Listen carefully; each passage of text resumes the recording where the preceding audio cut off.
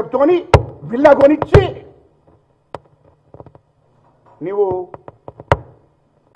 100 కోట్లు ఆమెకు వేరే అకౌంట్ నుంచి ట్రాన్స్ఫర్ చేయించావు. ఒక కాంట్రాక్టర్తోని, ఒక కాంట్రాక్టరు ఒక జ్యువెలర్ షాప్ ఇద్దరితోని 100 కోట్లు ట్రాన్స్ఫర్ చేయించావు హైదరాబాద్ నుండి. ఇది వాస్తవం కాదా? ఎక్కడి నుండి వచ్చింది ఇదంతా? ఎక్కడి నుండి వచ్చింది ఇదంతా? ఎక్కడి నుండి వచ్చింది? 2022 జనవరి 24 తారీఖు నాడు ఎక్కడి నుండి వచ్చింది? తాజికిస్తాన్ హోటల్లో ఉన్నది వాస్తవం కదా? ముంబైలో సముద్ర తీరం పక్కకు తాజికిస్తాన్ హోటల్లో ఉన్నది రాబాయి.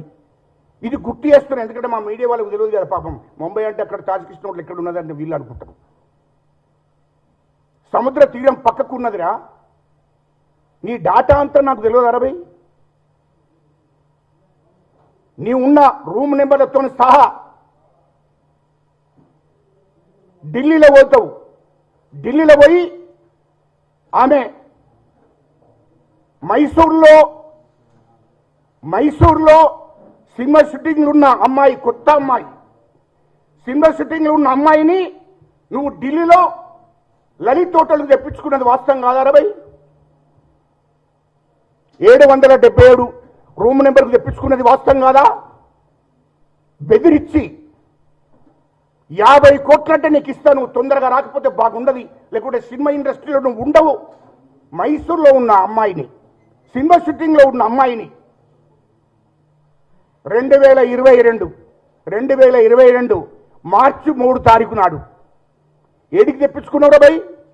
మార్చి 3 తారీఖు నాడు ఢిల్లీలో లలిత్ హోటల్కు తెప్పించుకున్నది వాస్తవం కదా?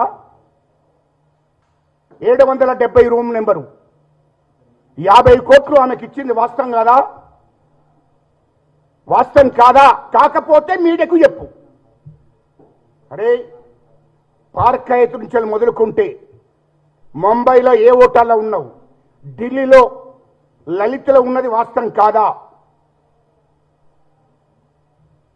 మరి ఇవన్నీ సాక్ష్యాలు రాబాయి. ఈ డబ్బంత ఎక్కడి నుండి వచ్చింది నాకు చెప్పు. సినిమా హీరోయిన్లను, అమ్మాయిలను, కొత్తగా వచ్చిన ఇండస్ట్రీకి వచ్చిన అమ్మాయిలను నువ్వు బ్లాక్మెయిల్ చేసి బెదిరించి ఒకరినేమో ముంబైకి తెప్పించుకుంటావు, ఒకరినేమో ఢిల్లీకి తెప్పించుకొని నీవు వాళ్ళను లొంగ తీసుకొని వాళ్ళను బెదిరిస్తే నీ మాటలు రికార్డ్ చేసినటువంటి అమ్మాయిని రికార్డ్ చేస్తే నీకు మంచి విల్లా కొనిస్తా, బెంగళూరులో మంచి విల్లా కొనిస్తా, 50 కోట్లు ఇస్తాను చెప్పడంతో ఒక మధ్యవర్తితోని, ఒక సినిమా డైరెక్టర్ మధ్యవర్తితోని ఆమె సైలెంట్గా ఉండిపోయింది. ఆమెను బెదిరించావు. ఎంతమంది జీవితాలను నాశనం చేసిన వాడు నువ్వు. అధికారంలోకి వచ్చినాక బీఆర్ఎస్ పార్టీ అధికారంలోకి వచ్చింది కాబట్టే కదా ఆస్తులు కోట్ల రూపాయలు సంపాదించిన అహంకారంతోనే కదా ఇవన్నీ వేసుకుంటూ వచ్చావు. 1 కాదు 2 కాదు, నీకు ఇంకా ఉన్నది. ఇంకా నీ ఎపిసోడ్ అంతా ఇంకా నా దగ్గర ఉన్నది. నువ్వు దుబాయ్లో ఏ విల్లాలు ఉన్నావు, ఎక్కడున్నావో అది కూడా నేను బయట పెడతా. నువ్వు తొందరపడకురా భయ్, నువ్వు తొందరపడకు. ఎవరైతే నీ బినామీ ఉన్నాడో వాడిని చంపితే ఇవన్నీ సమస్యలని పోయినాయి అనుకోకు. మొత్తం రికార్డ్ అంతా నా దగ్గర ఉంది.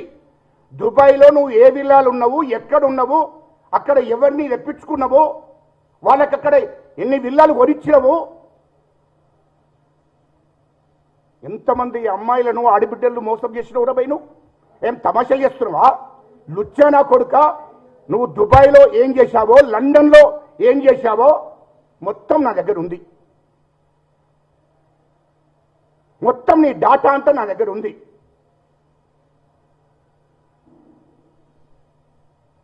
కలకత్తాకు పోయి కలకత్తాలో నువ్వు ఏం చేశావో మొత్తం నా దగ్గర ఉంది రే భయ్. నువ్వు 10 ఏళ్ల మంత్రిగా హైదరాబాదు పార్క్ హయత్ నుంచి మొదలుకుంటే ఇండియా మొత్తంలో దాదాపు 3-4 రాష్ట్రాలలో నువ్వు మకాం వేశావు. ఇది వాస్తవం కాదా? ముంబైకి నువ్వు ఎన్నిసార్లు పోయినావో నా దగ్గర ఉందిరా. ఇంకా ఇప్పుడే కాదు, ఇంకా చాలా ఉన్నాయి, బయట పెడతా, తొందరపడకు. పార్క్ హయత్ మొదలు బయట పెట్టినా ఇప్పుడు 2వది. నువ్వు ఎంత డబ్బులు ఇచ్చావు, ఎంత వాళ్ళకి ట్రాన్స్ఫర్ చేశావు, ఆర్టీ కార్డు ఎక్కడ కొనిచ్చావు, విల్లా ఎట్లా కొనిచ్చావు, విల్లా డబ్బులతో సహా నా దగ్గర రికార్డు ఉందిరా భయ్, 100 కోట్లు 3 నెలలు వాడుకున్నావు అమ్మాయిని, సినిమా ఇండస్ట్రీకి సంబంధించిన అమ్మాయి. నీ అహంకారంతో నువ్వు సినిమా అంటే నీవు అధికారంలో ఉన్న అయ్యే ముఖ్యమంత్రి, నేను మంత్రి, నన్ను ఏం చేస్తారు అన్నది అంతోని. ఇది వాస్తవం కాదా? వాస్తవం కాకపోతే చెప్పురబాయ్, నీ నీ కొడుకు మీద ప్రమాణం చేసి చెప్పురబాయ్.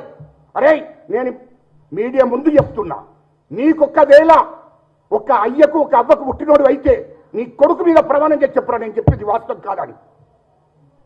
అరే లుచ్చానా కొడుక, నువ్వు గివ్విని తప్పులు చేసి మా రాహుల్ గాంధీ గారిని మాట్లాడతావురా? లుచ్చానా కొడుక, మా ముఖ్యమంత్రి రేవంత్ రెడ్డి గారిని మాట్లాడతావురా? నువ్వు ఇష్టం వచ్చినట్టు. మా ముఖ్యమంత్రి గారు కష్టపడొచ్చిండ్రు రా భయ్, ఒక జడ్పీటీసీగా, ఎమ్మెల్సీగా, ఎమ్మెల్యేగా, ఎంపీగా, పిసిసి అధ్యక్షునిగా ముఖ్యమంత్రి అయినరా, కష్టపడుకుంటా, అంచెలంచెలు ఎదుక్కుంటా, ఈ ప్రజల సమస్యల మీద కొట్లాడుకుంటా, పోరాడుకుంటా, కడుపు కట్టుకొని నిద్ర లేకుండా తిరిగి కష్టపడి ముఖ్యమంత్రి అయినరా భయ్. ముఖ్యమంత్రి అయినా కూడా ఆయన కరెక్ట్గా నిద్రపోతలేడరా భయ్. అలాంటి ముఖ్యమంత్రిని పట్టుకొని నువ్వు ఇష్టం వచ్చినట్టు మాట్లాడుతున్నావు, మా రాహుల్ గాంధీని మాట్లాడతావు. ఒక చీటరు, ఒక చిల్లర్రా కొడుకు నువ్వు. నీ కుటుంబానికి ఒక చరిత్ర ఉండదు, నీకో చరిత్ర. ఏంద్ర చరిత్ర చరిత్ర అంటున్నావు? నాకు అర్థం కాలే. దయచేసి మీ మీడియా ముందట్టు అన్నాడు ఏంది కేసీఆర్ కాలు దుమ్ముకు. అరే లుచ్చానా కొడుక, మీ చరిత్ర ఏందో నాకు తెలియదా? ఏంద్ర కేసీఆర్ ఏంది? తెలుగుదేశం పార్టీ రాజకీయ భిక్ష పెట్టింది.